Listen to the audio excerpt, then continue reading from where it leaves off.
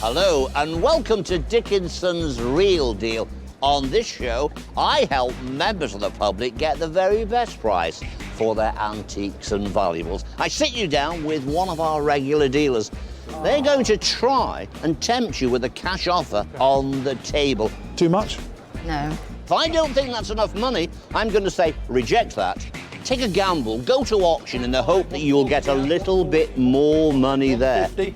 I will be on hand at all times to help and advise you. Today, the show comes to you from Grantham in Lincolnshire. Look at this crowd. They've been here since early this morning. They brought along their antiques and collectibles. They're determined to do business. They want to walk away with the real deal. It's full steam ahead in the dealer's den, and today's proceedings are well underway. It looks like our first deal of the day is primed and ready to go. I get no prizes for guessing what you bought in, do I? No, not at all. So, car boot sale? No, it was given to me my grandfather who had a hardware store, and it was used as a promotional piece. So I used to go in and pet it and play with it. It used to be the nearest thing I had to a pet at the time because we didn't have any at home. So You bear to part. well, it does have a lot of emotional attachment, but Yeah. to be quite honest with you, I didn't want it in the house anywhere because I didn't want it to get broken. It's just been in a box in the loft. It's not the kind of thing that goes on a shelf or mantelpiece or anything. I suppose. Right, let's have a look on the base. Yeah, and we can just pick out the Bezic mark here, Bezic England. So issued late 60s by the famous paint company. Got the Bezic mark. They're not that rare. I do see them around, and it's surprising really because they're so fragile, aren't they? And when you think they were put in businesses, you'd have expected them to be. So I'm going to put 20, 40, 60 quid down, Graham. Right. You've got to involve the emotional attachment as No, well, I'm obviously. not paying for emotion. I've got to sell this little beauty on. Of course, Right. of course. £80, that's my bid. Right, OK. Now you tell me what you're expecting. I'd have said more over 250, really. 250. Yeah. A bit of a way away, aren't I? Right, here we go. 100, and this is going to be my last bid. My very, very last bid. £120. I can feel my heart hurting now. Can you? Yeah. Graham says I mortally wounded him with my offer. Have you ever heard such a thing? £120. Yes. Well, it's taken me back a little bit by surprise because both the independent valuer and the auctioneer, 250 to 350. Gosh. So at 120 on the table, unless, woof, woof, we get some more money for that dog in the window, I'm going to say chances are you could do well at auction. Certainly, I think you'll do better than that. Woof, Karen, come on, Karen. Oh dear, I'm in the doghouse, aren't I?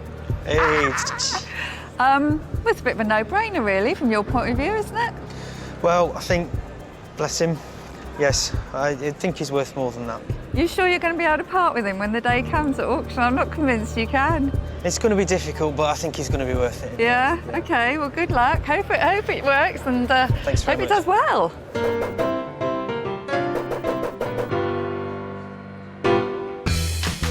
And so man's best friend is off to auction. But will this dog have its day as it goes under the hammer of auctioneer Colin Young?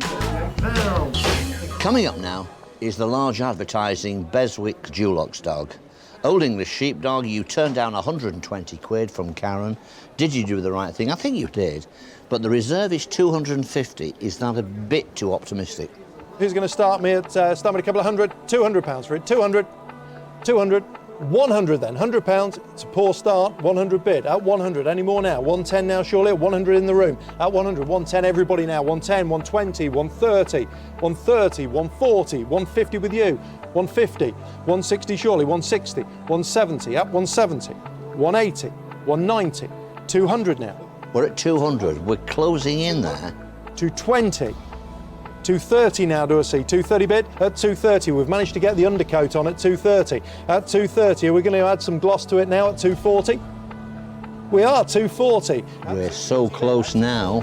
We're at 240. They're looking for 250. 250 bid at 250 and 60 now. At 250, any more bids now? At 250, are we all done and finished? We're on the market, we are going to sell it, make no mistake. 60 is the last call. There's going to be some disappointed people, but we go at 250. First of all, are you happy to see it go?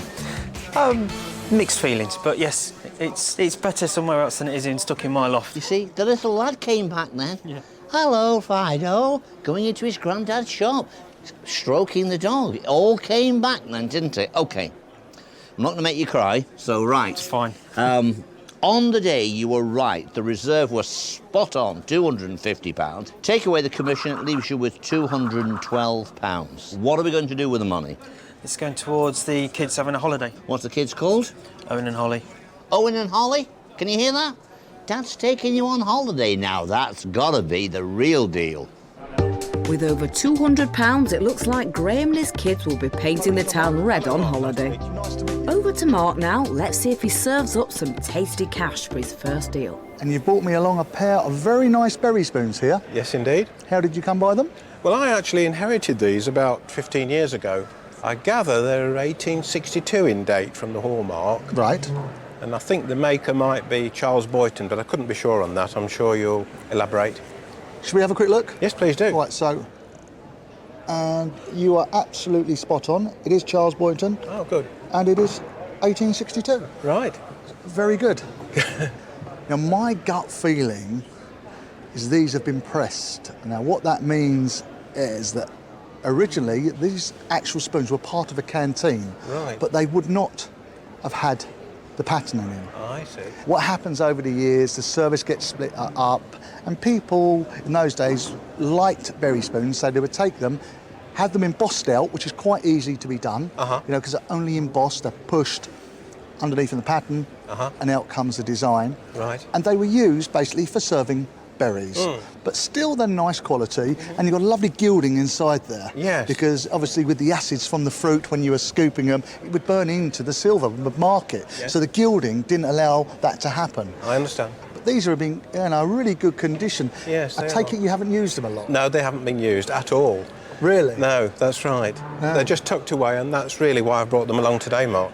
Right, so you're looking hopefully to sell them? Yes. Dependent on your bid, of course. Well, absolutely, that goes without saying. Take some money out. 10, 20, 30, 40, £50. How does that sound to you, sir? That's rather less than I anticipated. Right, okay. It's basically, we're coming back to what I said earlier. Yes, yes. For me, knowing that they're later embossed, Yes. it narrows my market. Yes. Because when I sell them, I would always tell the person I was selling to, I don't believe these are original berry spoons. Right. They're later done, and it does affect the price. Yes, I take your point. How about another £10 on the table? £60. 60.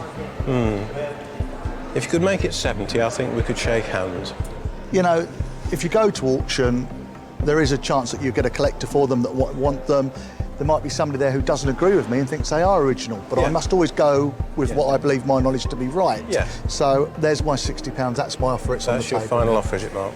It's my final offer, and whatever you want to do, it's entirely up to you. OK. Well, I think cash on the table, it's a fair offer, and it's a deal, Mark. Thank you very much indeed. It's a pleasure. Thank you. Thank you.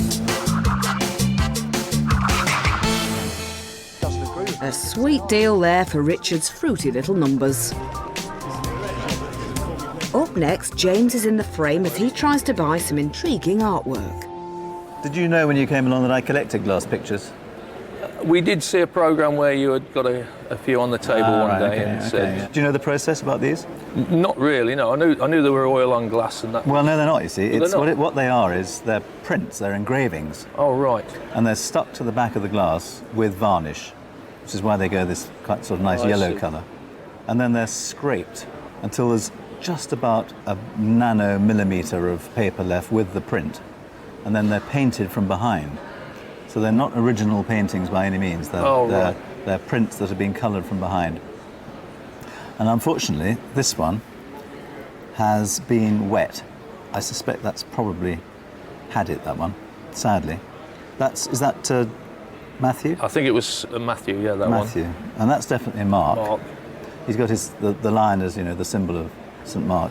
So he's in nice condition. Frame's a bit gone, needs a bit of a polish. And this one really is a wreck. How much did you pay for them? Well, I'll tell you later if you like. Yeah, I was just trying to catch you off guard. So, I'll put a bit of money on the table. I'd like to offer you 20, 40, 60, 80 pounds for them. I was hoping for a bit more than that, really. Yes. I'll try one more. I'll stick another 10 on, so that's 90 quid, which is really sort of 60 for that one and 30 for the frame on the other one. You think?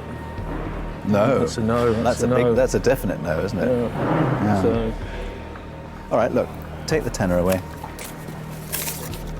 And there we are.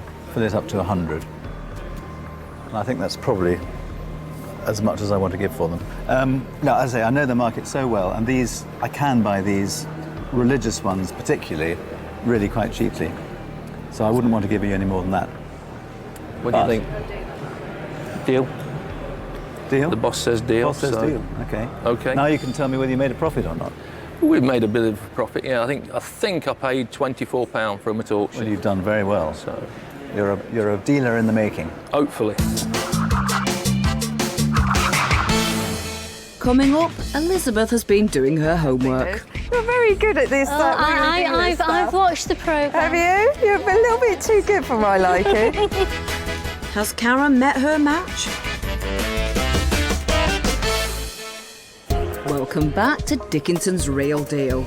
The locals are out in force and there are plenty of deals going down in the dealer's den.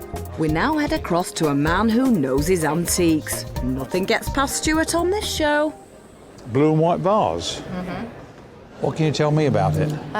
It'll either be a car boot or a charity shop, because I'm a little magpie. I was hoping it was the original, but I've been told it's a copy. You say a copy? I mean, it's a copy, probably about 1900, 1920s, of a much earlier design. So it's a copy in one respect, but it's not a modern repro. No. The Chinese were very shrewd, and they still do. They keep the best for themselves. And this, to my mind, is an export piece. But nevertheless, it's still a very presentable looking vase. You can tell the houses, the people, and so on. I'm going to have a go at it, see what we can come up with for you. Okay. What do I want to pay you for it? 20. £40. No. Too much? No. Not at all. £50 on the table, ladies. Sorry. Not very exciting for you, is it? No, not really. I raised it to 50 quid, I'm afraid. Okay, take it. So it's auction, I think, for you ladies, isn't it? It is. Yeah. Okay. Well, sorry it's not for me, but very nice meeting you, and I'll wish you well at auction. Right, you too. Okay. Thank you. Thank you. Thank you very much. Thank you.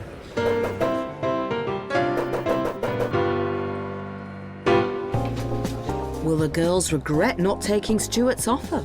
Let's find out as the vase goes under the hammer. Okay, coming up now, this is Helena's vase, the Chinese vase. And at the moment, the Chinese market, even for 19th century goods, is doing very well. Nice looking vase, bought it at a car boot sale for a tenner. Amazing what you can get at car boot sales. Good vase there. Who's going to start me at 100 for it? 100, 50 to go then. £50, anybody? 50, 50, 40. £40 bid, at 40 bid, 5 anywhere else now, 45 bid, 50, 50 bid, 55 bid, 60 bid, 5 bid, 70 bid, 75 bid, at 75, bid 80 now, do I see 80, 80 bid, 80 bid. There are 80, they're on the reserve. 80 bid, 85 bid, fresh blood, 85 bid, 90 now, may I say, 90 and 5, 95, 100 now surely, 100, 110 now, 110 bid, no, £100 bid, you're all out now, at 100, 10 now, may I say, going this time then at 100. Gambler's just gone down 100 quid. Take away the commission from £100, that leaves £85. Helena, what do you think? Brilliant. Not bad, is it? More than I paid for it, yes. A lot more than you paid for it. You paid a tenner. It produced £100 gross under the gavel, £85 to come home. Sophie, what do you think about Grandmum? I think she's done really well today. Fantastic. Do you do the car boot sales? Yeah. Okay. See, it runs in the family. On the day, £100 for a vase that you paid a tenner for, and you're going home with £85. That is the real deal. Impressive stuff. Well done, girls. If you fancy giving the car boot a go, stay tuned, as later on in the show, David has some top tips on the Chinese antiques market. Back to the dealer's den, where there's a lot to get through and no time to waste. David and auctioneer Colin Young can't resist getting in on this one. Do you know anything about the watch? Not a lot. Right, okay. Well, what we have here is a 19th century Verge pocket watch. Right. The watch itself is made from silver and tortoiseshell. The dial is white porcelain. Right. Now, unfortunately, John, with this outer case, we've got slight damage, which I'm sure you've seen. It's We've got peeling some off. bits missing now. But if we lift this out, the case is silver. You should have a hallmark, but some were not done, and this hasn't actually been hallmarked. I see. Then we move on to Next case. the other case, which again is the push button, and we open that. Now this is basically the main housing for the movement. The face on this one is, as I said earlier, is white porcelain, and what's nice about it, it isn't damaged, which is very important. So see, open it up, and there we have the movement. So this is a very, very nice Verge movement. And them jewels are? These are garnets. A lot of people will tell you they're rubies, but they're not. I thought it was rubies. No, they're not rubies, they're garnets. It was made in London, I can see by the style of it. I'm just going to check if I can see who the maker is. Right. It's by a gentleman called Garland of London. Ring any bells to you? No, I didn't know that anyway. So. No. What's slightly unusual about this watch is actually on the first case that we took apart. If we turn it over... Just thing there. Have you noticed what this is? Eagle, is it? Or? I think that is a Russian coat of arms. It's the Russian eagle. And I think somebody's possibly had this made for export to Russia. Mm-hmm. Now, Colin, on the back of the case there is an eagle, which could indicate there may be a Russian connection. Yes, yeah. Is it original? I think it's all original. The thing is, you just don't see all that many of these, so it is a little bit of a rarity. Very individual. Absolutely. Mark likes a bit of jewellery, likes a fine watch. What's he going to put on the table? Tick-tock. Let's find out. It's a very, very nice piece. And really now we're down to one thing, aren't we?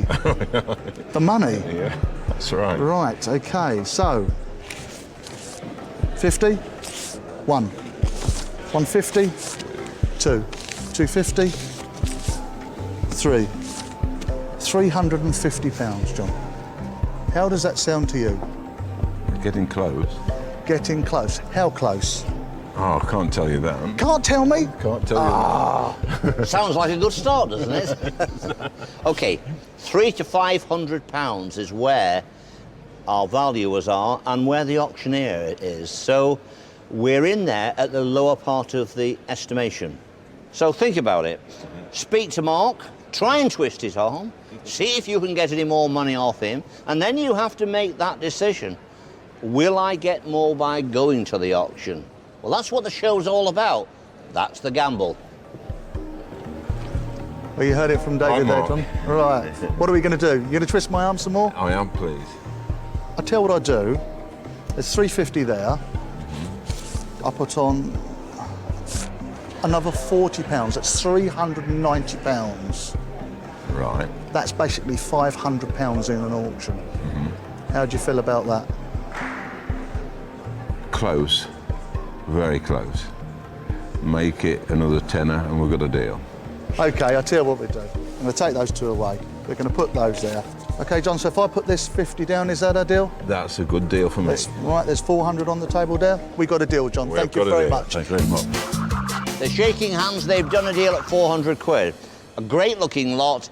Our dealer's got hold of it. Has he got something good? I think so.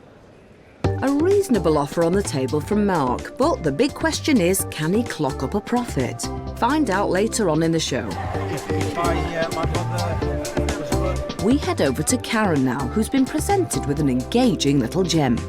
Is this something that you've inherited or something you've bought? It's something I've inherited from my late aunt about a year ago, and it's just been stuck in a drawer ever since, really. Yeah. And why would you like to sell it now? Well, the ring doesn't fit at all, and as I say, stuck in a drawer, it seems silly when somebody else could have some pleasure from it. Yeah. Let's have a look, shall we? It's a decent sized stone, actually. I can see that straight away. And it's big, isn't it? It's very big. Yeah. Yes. I mean, that really doesn't go against it, because it's better to be a bit bigger than too small, because then a lot of people can't wear them. Let's have a look at it under the glass. Okay, so I can see from the hallmarks 18 carat, but it's not actually that old. It dates from about 1990, but it's a beautiful ring, and I'm going to try and buy it. Okay, lovely. So, crunch time. Right, 2, 3, 4, 100. 200. Well, you might as well have that. 280. It's a very pretty ring with She's very pretty. very pretty pile of cash over there as well. Very unusual setting. I know, Elizabeth. The trouble is, it's so new. Squeeze a little bit more out. Have you been rehearsing this? You're very good at this wheeler dealer stuff. I've watched the programme. Have you? You're a little bit too good for my liking. You've got to be canny, you know. Right, Elizabeth, £300. Look out, we got trouble here. £300, David. Don't you think that's a good bid? Well, let me tell you what the independent valuers say. 250 to 350. 300 is on the table. If you went to a high street shop and you were getting engaged, that's a pretty little ring for that money. Can you get any more in the sale room? Well, if there are two young guys there and they're getting engaged, maybe. Now, it's up to you. I'll willingly go to auction with you, but you will be on a gamble and it will be a close run thing. I can't believe I was right bang in the middle of the restaurant. I was so chuffed. Elizabeth, that's a really good offer. Yes, I think I've got to take the money. Yes, Yeah, it's a deal. I think you should. Thank you. Coming up, will the Duke pass the test? This is a lovely little bowl, and it's a bit of a sleeper to test you out. You thought you'd catch me out, did you, Aubrey? I thought I might try. Find out after the break. Where have you been? Welcome back to Dickinson's Real Deal. We've had all sorts of collectibles through the doors today. What's on James's table? Careful, Brian. He'll have the shirt off your back if you let him. You two, and I very much like your Jackson Pollock shirt. Thank you very much. It's not an original. Yes, it is. It is an original. Done by myself. Oh, done by you. Yeah. Okay. You brought a collection of Vestas along. I'm guessing they're all silver. Yes, they are. Yeah. And how long has it taken you to collect 6? Well, I've been collecting for about 2 years now, James. Okay. So I've got quite a few more at home. Oh, you've got more? These are just some that we brought along today just to see how we go with them. Oh, yes. Okay. So, bog standard, in a way, Vesta cases, without being rude. Sure. I mean, they were made in the hundreds of thousands. Mostly Birmingham made. Yes. I guess they're dating between about 1890 and 1915, that sort of thing. Something like that, yes. Yeah. Keep the matches in there, strike on the bottom, and very collectible things. I imagine these things were possibly even collected at the time they were new. You know, people might have had one for each day of the week or something. Mm-hmm. Right, let's see if I can buy them from you. Okay, great. So I have to do maths here, which is not my strong point. So let's try 20, 40, 60, 80, 100, 120, 140, 160. I'd like more than that, James. Would you? Mm-hmm. So if I put another 20 down, that's £30 a piece, isn't it? Yes. Which is, doesn't seem very much, does it really? Not really. So let's go to 200. I still think I'd like more than that, James, actually. Not striking a match with you yet? No. So I'll add another 20 to that. So 220. I think that's probably about as far as I want to go. I couldn't squeeze you another 20, could I, James? I'll split the difference with you. I'll put another 10 down. Right, yes. Would that be all right? Yes, I'll go for that. See the money? Yes, please. There it is. Thank you very much. Okay, there we are. That's great. Thanks for bringing them along. Much. Wow, you certainly met your match there, James. What a great price for your collection, Brian. Now, as we promised earlier, it's over to the Duke to find out more about the market for Chinese antiques. I'm sure you'll all recognise the young gentleman sat opposite to me. His name is Aubrey Dawson, and he's one of our off-screen independent valuers. Now, you've brought some examples along here of porcelain and oriental works of art. The reason we're talking about these today is because of the surge in popularity, especially with Chinese porcelain. Yeah, that's true. The Chinese market is really booming. In fact, the Chinese economy has recently overtaken the Japanese economy. That's how well they're doing, and they've got such wealth out there. They want to buy their heritage back. So there's a lot of wealthy Chinese businessmen, Chinese collectors, and they're coming over here and they're taking it back with them. Now, coming to the porcelain that's on here, blue and white, Cantonese. Tell me about the age of these items. Well, there's various date ranges here. I mean, you've got this lovely Chinese tankard, which is early 19th century, typical blue and white decoration. You've got a lovely ginger jar here, again with nice character marks on the base. A little bit later, and then you've got a really nice Famille Rose bottle vase that is, again, late 19th century.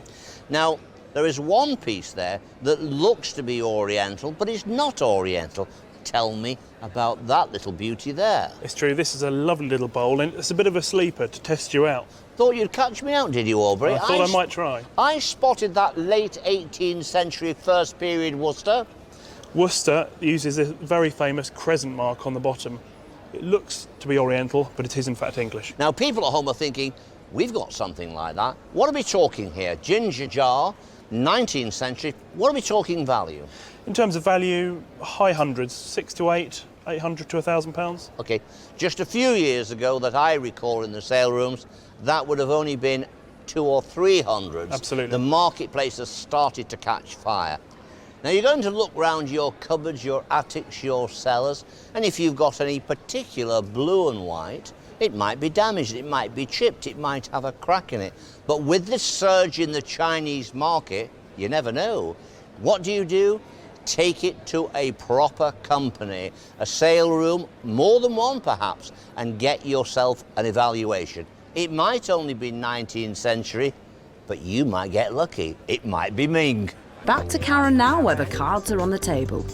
Where's it come from, Derek?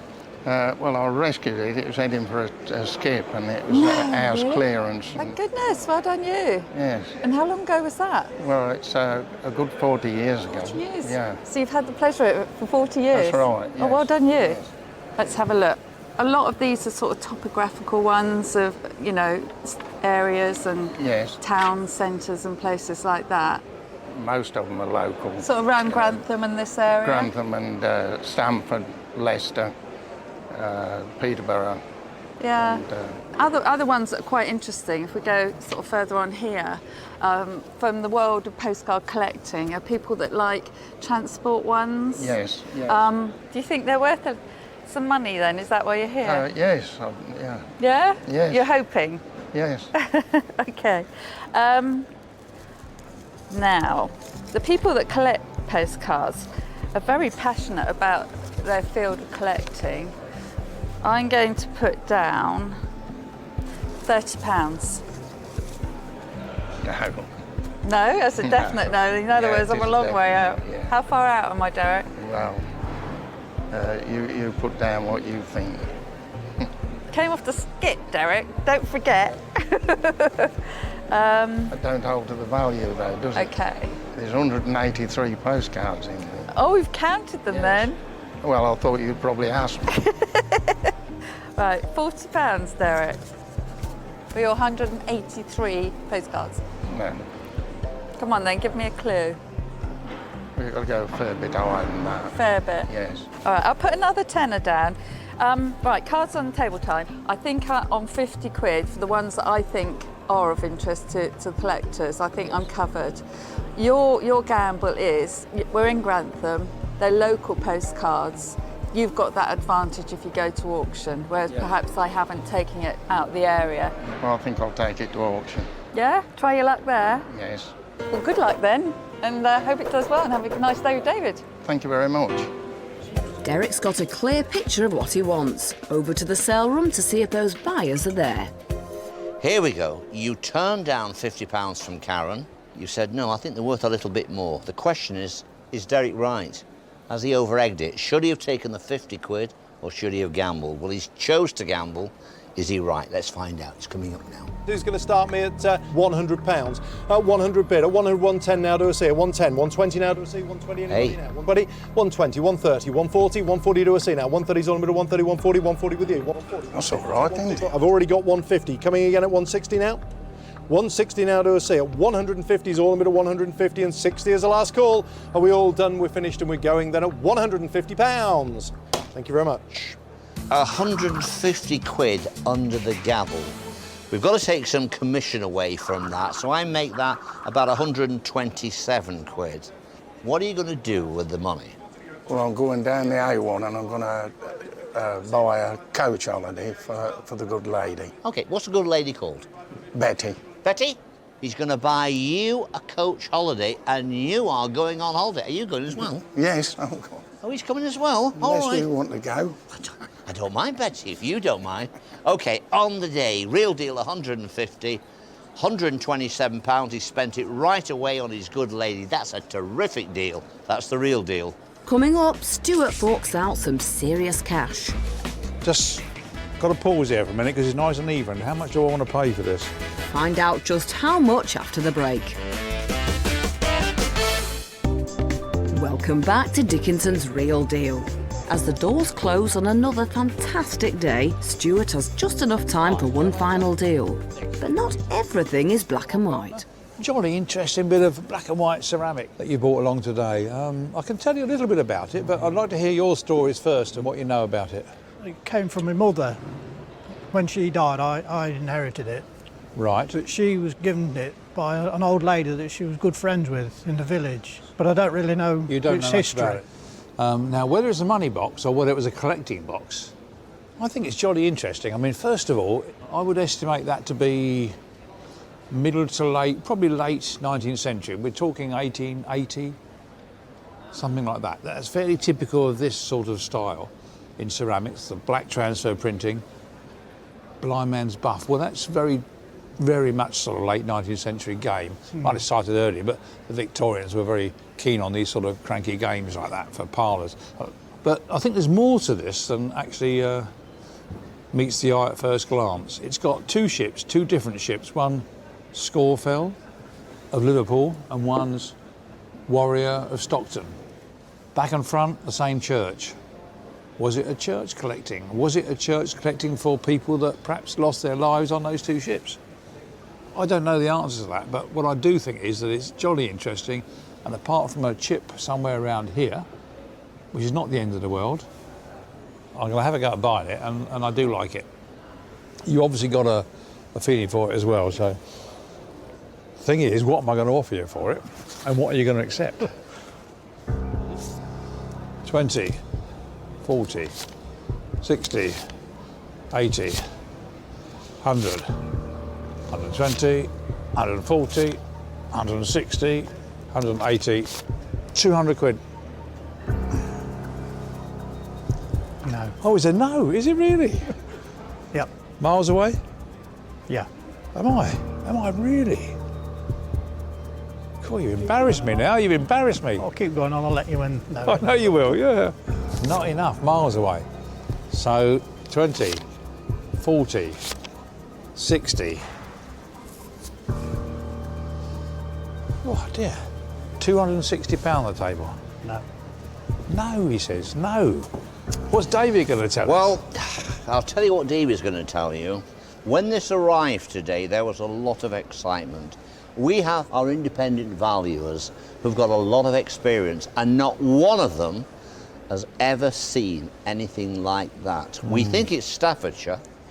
Probably, We've done a quick bit of research on the two ships. One's a tea clipper out of Liverpool.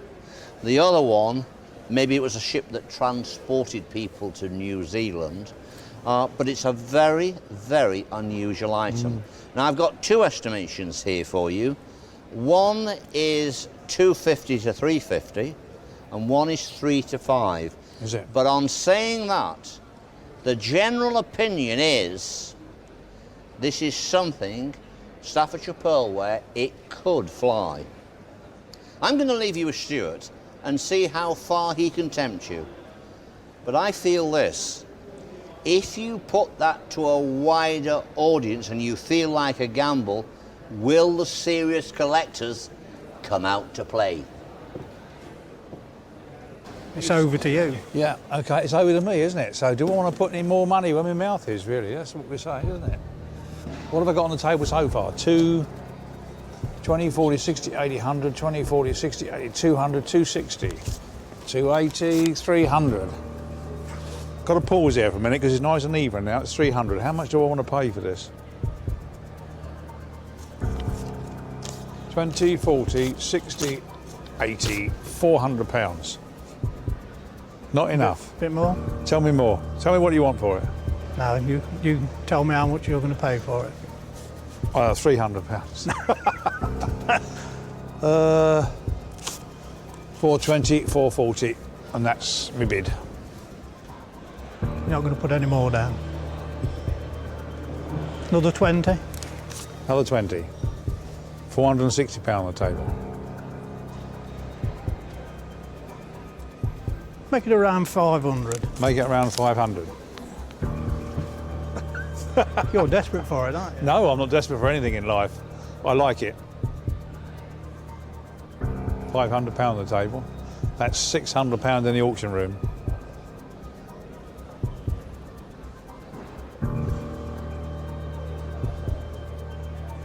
You've got another 20 and you've got a deal. 500 quid's my price. Go on then. Thank you very much. Thank you very much. It looks like you took a shine to the money box, Stuart. It's a shame you don't have any money left to put in it now.